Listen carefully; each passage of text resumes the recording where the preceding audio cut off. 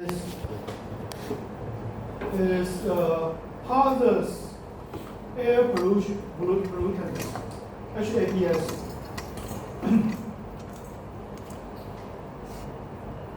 Okay, including like asbestos, okay, arsenic, and zinc. They will cause cancer and toxic effect.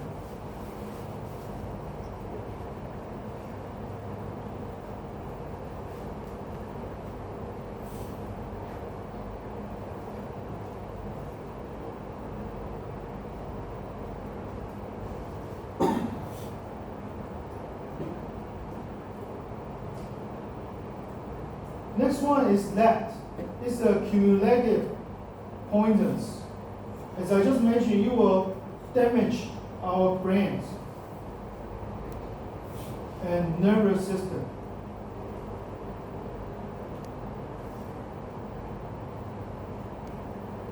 You will damage brain and our nervous system.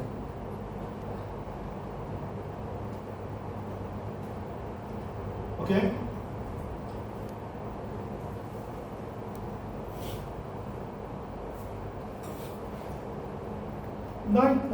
NOx, right? Nitrogen dioxide, NOx. Okay, so it will cause the lung issues. Okay, for example, like the lung irritations.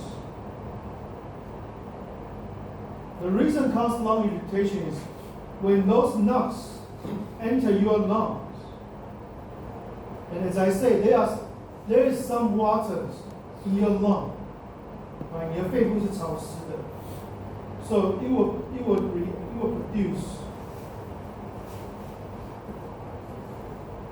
nitric acid.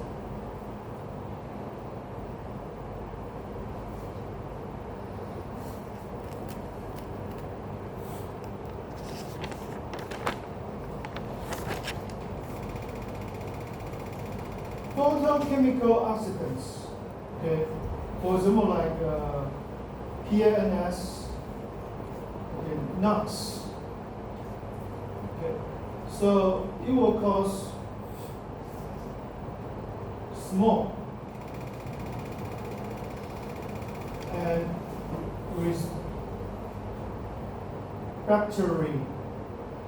respiratory problems. For example, like asthma. PM10 or PM2.5, that means very, very tiny particles. But because they are so tiny, they will penetrate into your lung. And even worse, if they coated with NOx or SOx, you will generate acid to damage your lung cell.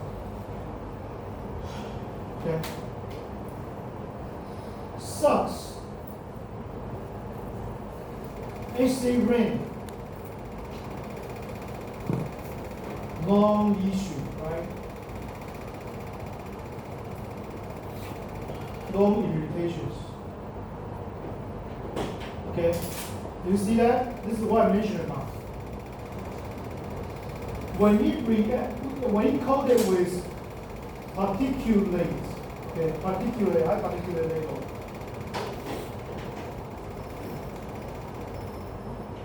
Pretty years. Okay, when they coated particulate matters, it will help those SOx penetrate deep into your lung. Okay, it will damage the lung cell. It might cause the lung cancer.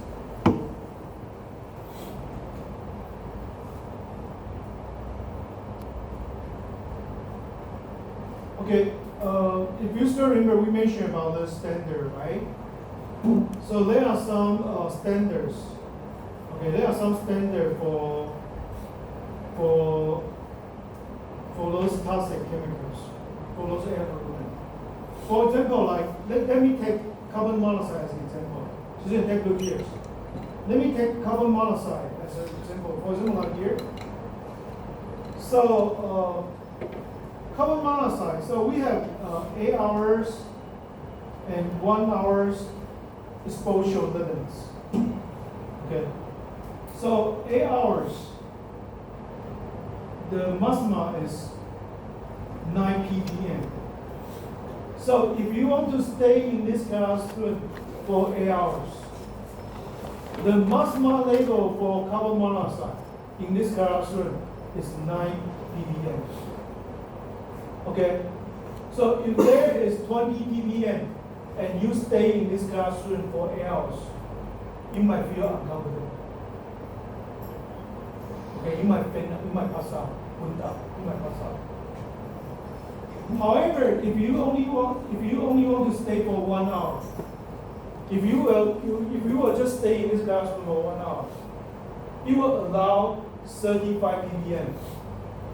Understand? Understand? If you understand, please raise your hand. I'm sorry, let me use Chinese to explain this.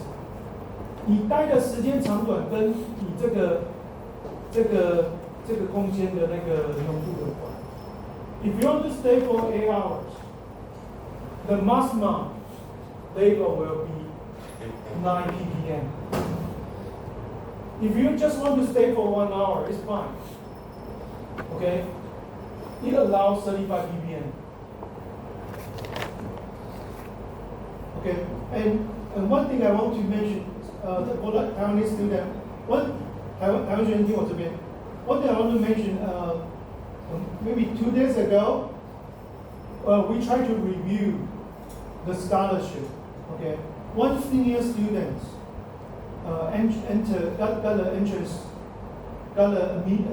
to the environmental engineering of National Taiwan University and environmental engineering, the master program of environmental engineering of NTU and National Taiwan University. So this is another option if you take this course. 有一个学姐啊，考上了台大环工跟成大环工 ，OK， 台大环工跟成大环工会比台大化工跟成大化工好。Okay, so this is another option. Okay, if you want to study at NTU or National Taiwan University, this is an option. If you take this course, you might have enough knowledge, okay, to study at the master program of environmental engineering. Okay, so I want you to take a look at this by yourself. Okay, so let's move on. Okay, I mentioned this in the very beginning of this class, right?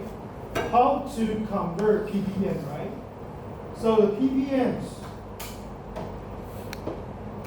equals volume of contaminants over 10 to the power of 6 volume, including air plus contaminants. Okay, so this almost equal to micrograms. Okay, so it's pretty much close to microgram per meter cubic. Okay, you can regard this. It's just like the ppm is just like microgram per.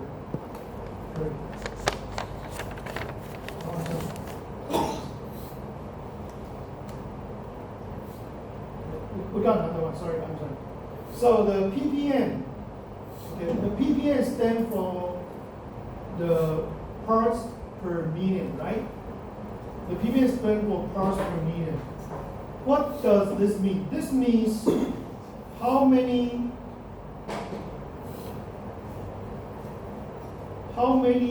particles or parts, how many particles or how many parts of pollutants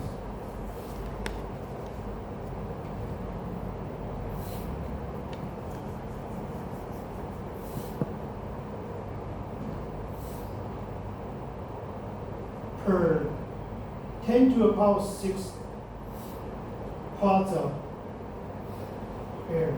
So the ppm stands for how many parts or how many particles of pollutants per 10 to the power 6 parts of particles of air.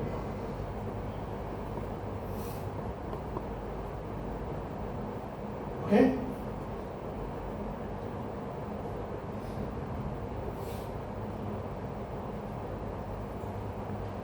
So, ppm in air.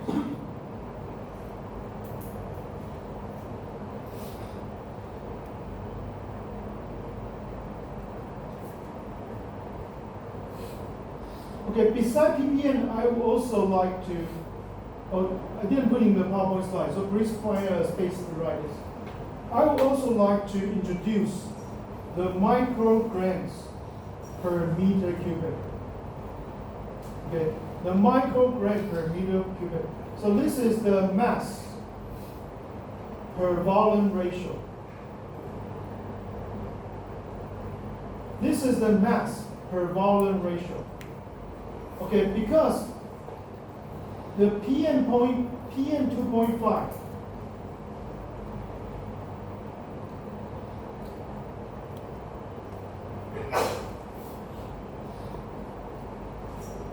and PM 10, PM 2.5, PM 10, even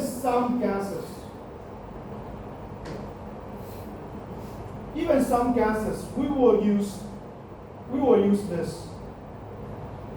Okay, so for example, like if I show you like 50 milligrams per meter cubic, this means 50 micrograms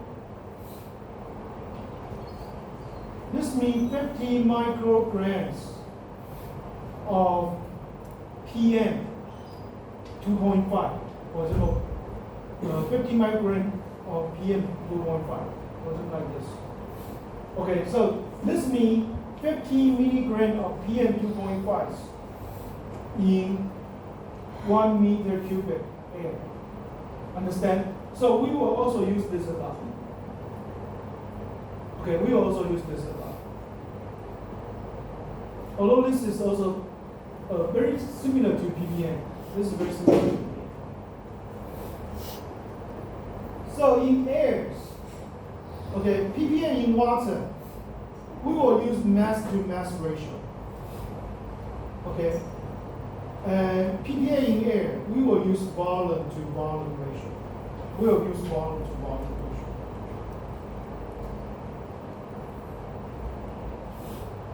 Okay, and also keep this one in mind. For your show movie, do not use water treatment. Okay, you might use wastewater, hazardous water. We will mention about hazardous water, but not normal water. Okay, because the water treatment is taught in environmental engineering 1, not 2. In environmental engineering 2, we talk about air, solid waste, and hazardous liquid, like hazardous liquid from chemical lab.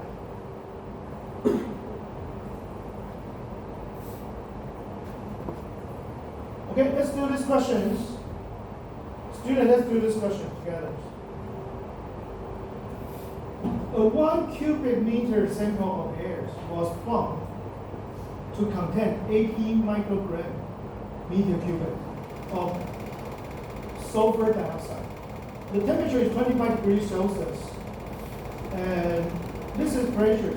So this is pretty much close to 1 atm. When the air sample was taken. So the question is, please help us to convert microgram per meter cubic into ppm. Okay, this is a question. Please help us to convert microgram per meter cubic into ppm. So this is the formula here.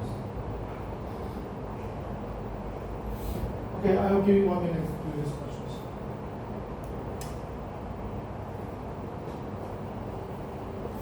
which help us to convert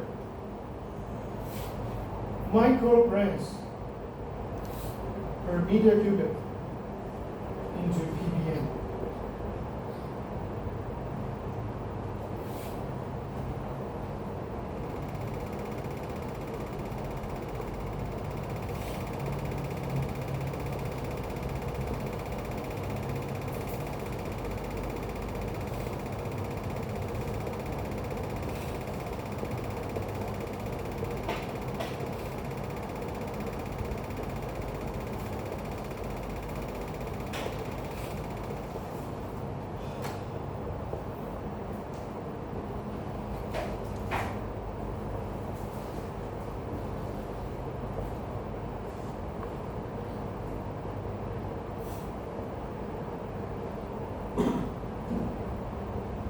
Okay, let me do it.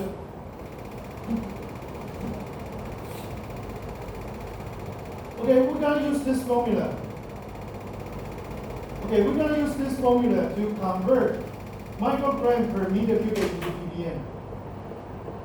Okay, so first of all, let's calculate. Okay, student. First of all, let's calculate the molecular weight of sulfur dioxide. So it's around 64. Okay, so 25 degrees Celsius, we need to convert it to Kelvin. Okay, it's 298 Kelvin. So just apply this formula, student. Just apply this formula. Okay, easy and simple. Okay, so 18 micrograms over 64. Okay, and because this one is 20. Last time I already tell you, right? And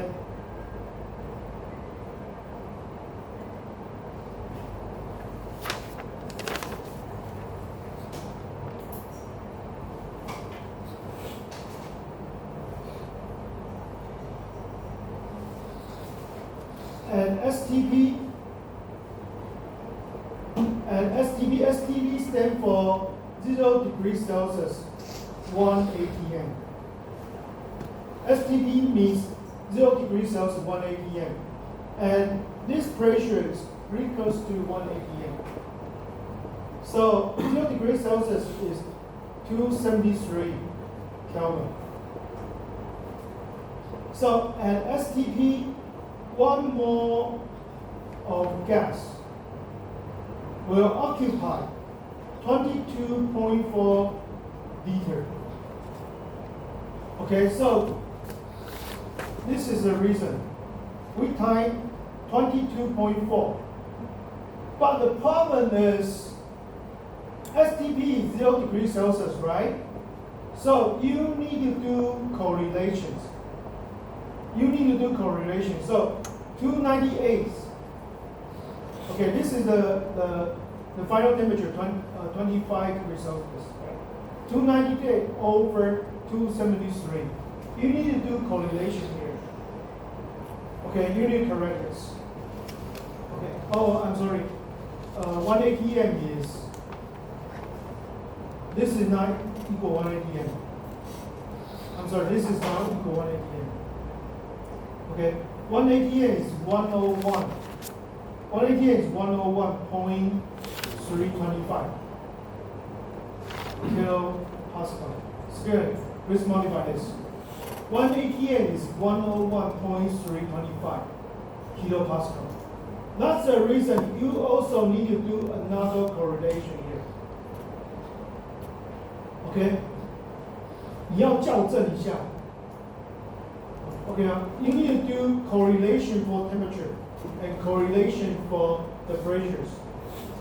Okay, you need to do correlation for. It's not funny now. It's over. It's not funny anymore. Okay, so we need to do correlations. Okay, so 298. Because we assume an STP, right? So 298, this is 25 degrees Celsius. And this is 0 degrees Celsius. We do correlations. And 101 101 is ATM, 1 ATM. But the pressure is not 1 ATM. Pressure is a little bit higher. It's 103, but I still need to do correlations. Understand? Understand? Everyone okay? Okay, so and over 1 meter cubic, right? And time this, and this is what we got. Okay, this is what we got. 0.03 ppm. Okay, so that means 80 microgram per meter cubic can be converted into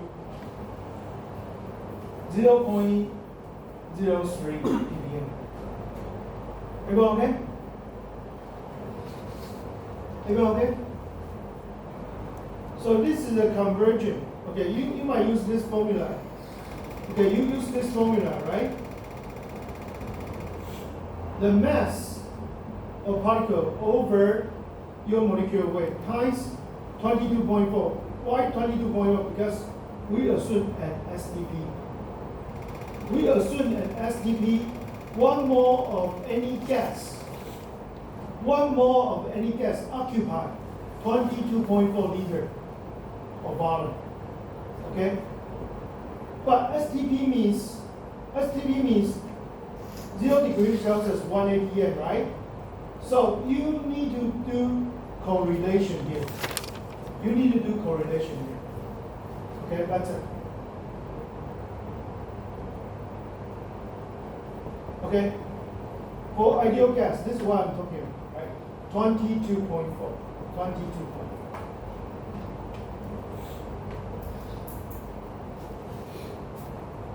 Okay, next, I would like to talk about the volcano source. Okay, the volcano source regarded as doesn't happen in natural way, right? So this is the natural air pollution. This is natural air pollution. Okay, so it will release. Okay, the volcano eruptions. Okay, volcano eruptions will the gas from volcano eruptions will contain sulfur dioxide, carbon dioxide, and also it will include some HCl, HF, and some ash, and some particulate. So it's a natural air pollution. Okay, it's a natural air pollution.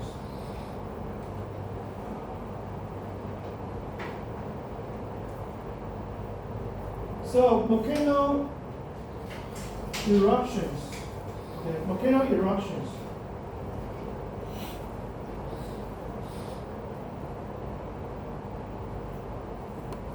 Volcano eruptions will have some effect. For example, like you will see it will generate lots of acid gas, right? So you will generate acid rain. The effect will be acid rain. And you can see those clouds, right? So the cloud formations. We also call it the aerosols.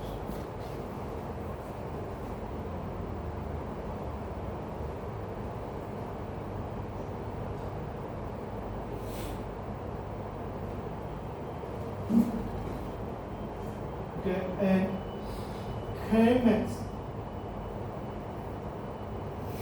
Actually, the volcano eruption will not cause climate heating. In opposite, it will cause climate cooling. Okay, it will cause kinetic cooling. Okay, due to, now you erase this, due to the temperature will go down. It will cause kinetic cooling because due to sunlight rejection. So the volcano eruption actually will cause kinetic cooling due to sunlight refraction. 火山爆发反而会造成温度下降。Okay, and the last one, the ozone. Ozone layer will get damaged, right? We call it ozone depletions. Ozone depletions. I just mentioned that, and stratosphere.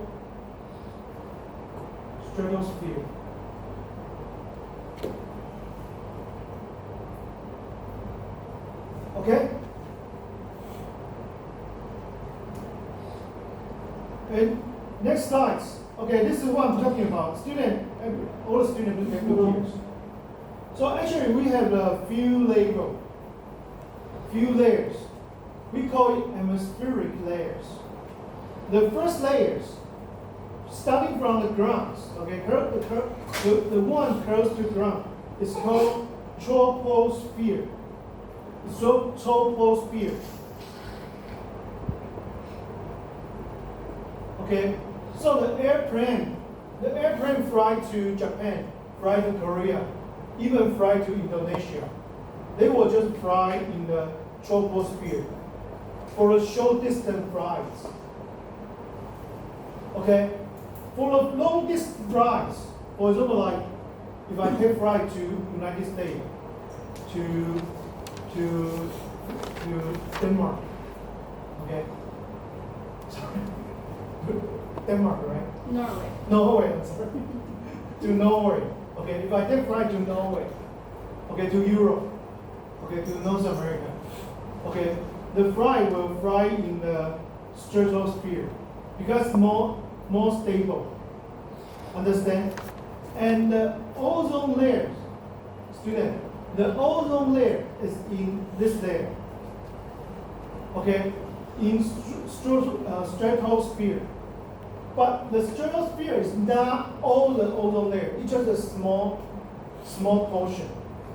Just a small portion. Okay? Understand? So the stratosphere contains ozone layer. Contain ozone layers.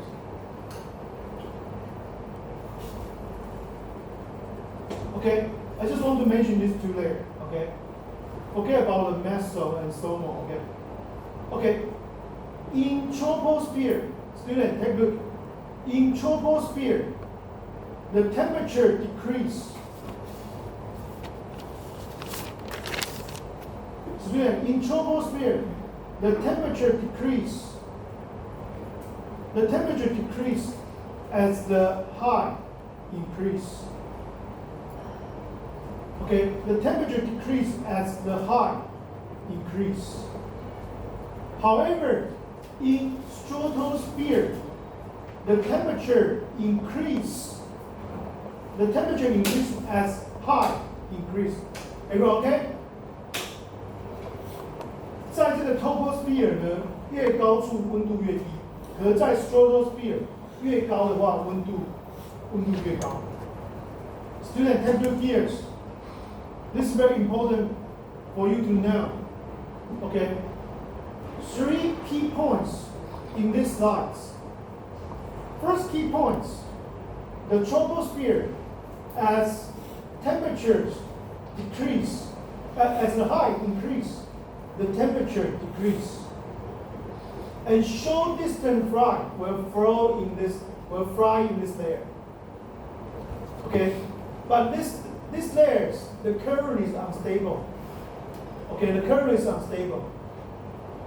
For the long distance flights, the more than 10 hours, the flight will fly in this layer. This layer called stratospheres. In this area, the temperature, as the height increases, the temperature increases as well. Okay?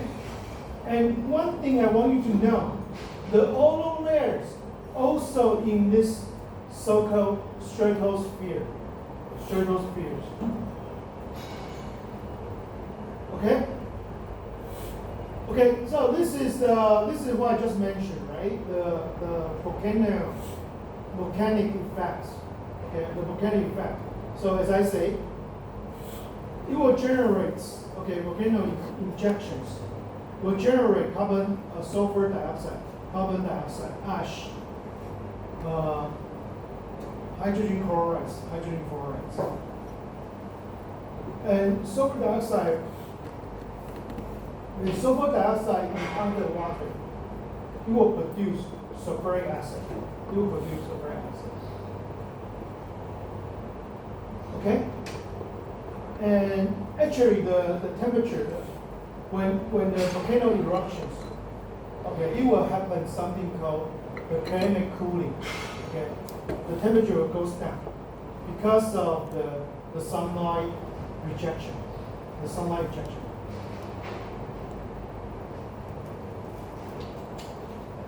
Okay, let's talk a little bit about the carbon monoxide as well. Okay, so the carbon monoxide actually is a product of incomplete oxidations. It's a product of incomplete oxidations from like coal, okay, fossil. Maybe I just want fossil fuel burning. From fossil fuel burning. Okay? Even some biological oxidations will during the formation of metal, it will produce carbon monoxide as well. Okay? Some biological oxidation during the formation of metal, it will result in carbon monoxide as well. Chemical combustions, the burning of fossil fuels, and some anthropogenic. Anthropogenic means human-made, don't worry. Anthropogenic means human-made. Some human-made sources account for most carbon monoxide production as well. For example, like discharge to atmospheres has been increased. Okay.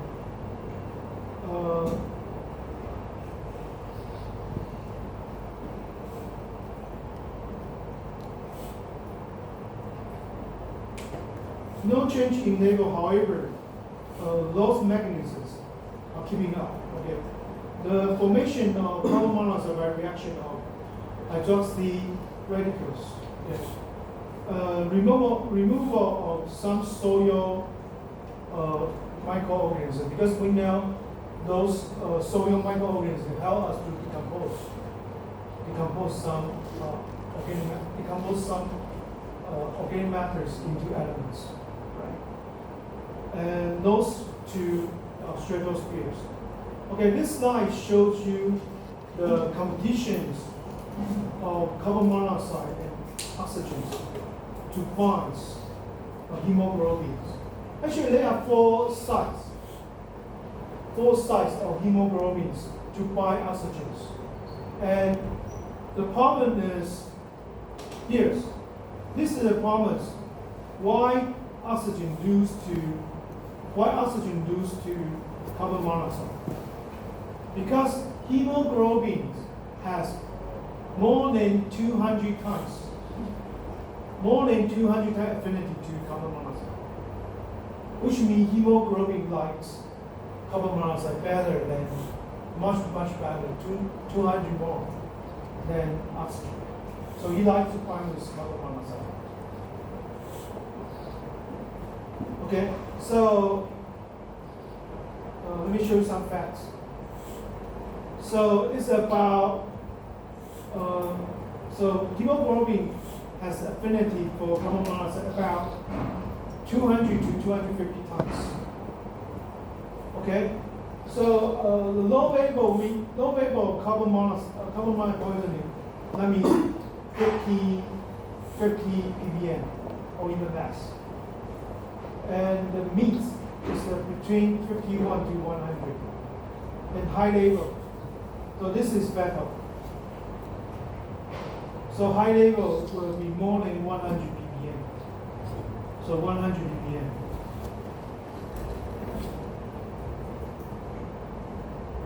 Okay, the global emissions. Okay, the global emission of carbon monoxide is 350 million tons per year. And actually, it's 20% of it from mobile source. Okay? And cigarettes, cigarette smoke. Cigarette will produce 400 ppm carbon monoxide concentrations. Okay? Normally you will have like flu-like symptom. So first of all, you will feel faint. Usually meaning that you will feel fainted. Okay? You will feel fainted. So flu-like symptoms, okay, show the carbon monoxide poisoning.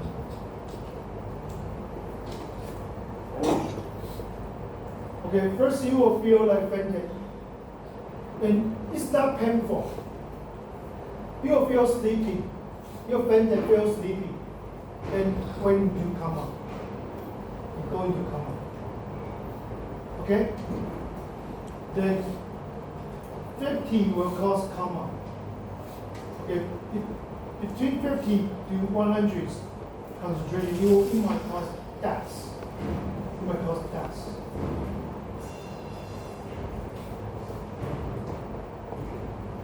Oh, I'm sorry. 600 ppm will cause coma. More than 600. More than 600 ppm will cause deaths. I'm sorry. And around 300, you will start to moment, and collapse. Okay? And it's not painful. It's not painful. It is not painful. Okay, you will feel sleepy, flu-like syndrome, fainted, and pass out. Okay, I will continue from here next time. Okay, so that's for today. Okay, that's for today. To make sure everyone have a seat for the shuttle.